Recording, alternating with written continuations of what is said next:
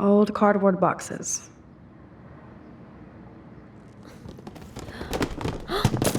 Dude, you broke my glass snow dough. Thanks. No, I didn't. I didn't break shit. See? Hey folks, Hudson here, and this is Life is Strange, the second game developed by the French studio Don't Not Entertainment.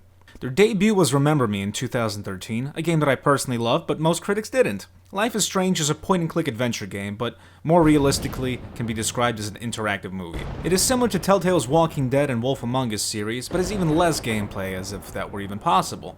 Gameplay solely consists of walking around, inspecting things, talking to people, and solving a few puzzles, but there are very few dialogue options and puzzles in general.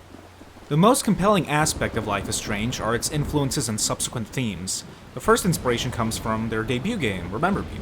Once again, we play as a non-sexualized female, which is great because playing as a generic brown-haired white male in every other fucking game gets fucking boring. It's also worth mentioning that the developers had difficulties getting this game released as well as Remember Me, because most publishers refused to release it unless they changed the protagonist to a male.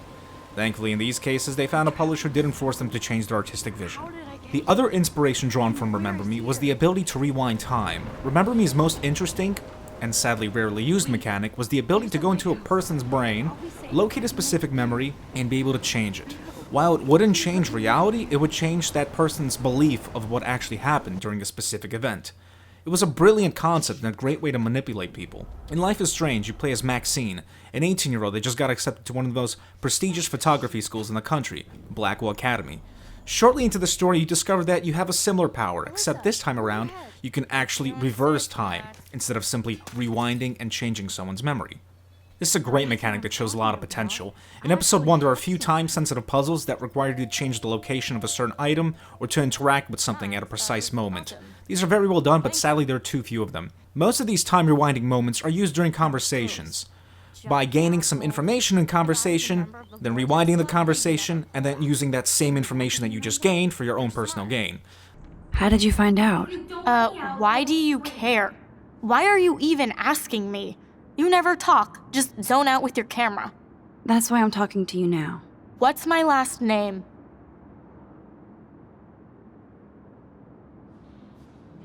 Juliet Patson. That was truly sad. Thanks for your concern, Max Caulfield. By the way, Juliet Watson. Nonetheless, these are still really cool and very well done. The weird thing about the time rewinding mechanic is that your character is unaffected by it. Your physical place in the world doesn't change, and any items that you picked up are kept in your inventory.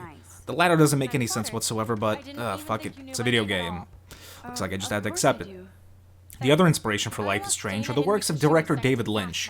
Max's best friend Chloe has Twin Peaks as her license plate, and the general theme of this game is reminiscent of that TV show, as well as Lynch's film Blue Velvet. The school that Max got accepted to is in the same town that she grew up in, Arcadia Bay, Oregon. On the outside, it looks like the perfect place to live. Small, quiet, beautiful-looking suburban middle-class town. But on the inside, it's disgusting, dangerous, and full of corruption. We quickly learn that a student has gone missing for months, and no one seems to give a shit. Another student is a psychopathic junkie, and the school's security guard likes to spend his time harassing the female students. Rich families own the town, they own the cops, and they're largely responsible for funding the academy, so the rich students are pretty much immune to everything. There's a real feeling of helplessness here.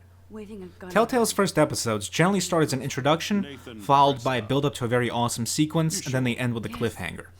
Episode 1 of Life is Strange, however, is pretty much only an introduction.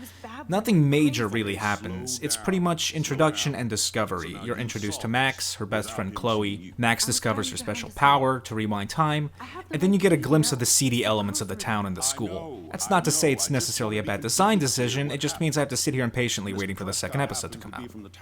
Graphically, it's gorgeous. The characters could have used higher quality textures, and their hair desperately asks for a higher polygon count, but the aesthetics, scenery, backgrounds, and everything else just looks amazing.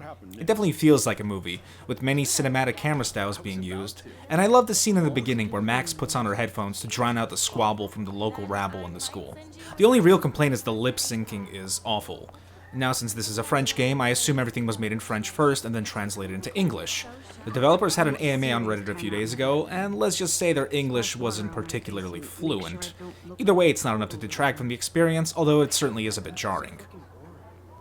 The game's soundtrack uses a lot of indie folk music. It's not a genre that I listen to or even like, but it does fit the game well. Also, the voice acting is excellent, which is very important in a game like this. Remember Me's voice acting wasn't very good. The protagonist of that game was excellent, but all the other characters was very questionable. Thankfully, that game had an option of selecting the original French voice acting. While this game doesn't have that option, it certainly isn't needed, as the voice acting here is very good. I've seen some folks criticize the writing. There are a few moments of cringeworthy slang and lingo being used. Daguerre was a French painter who created daguerreotypes, a process that gave portraits a sharp reflective style like a mirror. Now you're totally stuck in the retro zone.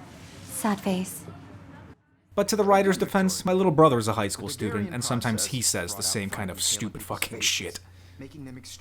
Life is Strange is definitely promising.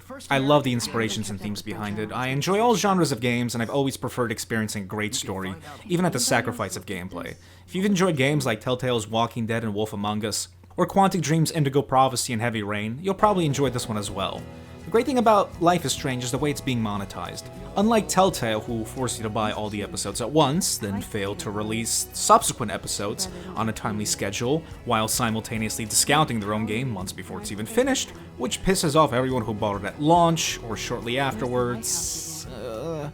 Here you can just buy the first episode for $5.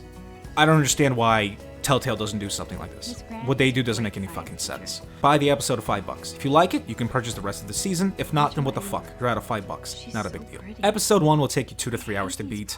I thoroughly enjoyed it, and I can't wait for the rest of the season to come out. If you enjoyed this video, please like, comment, and subscribe.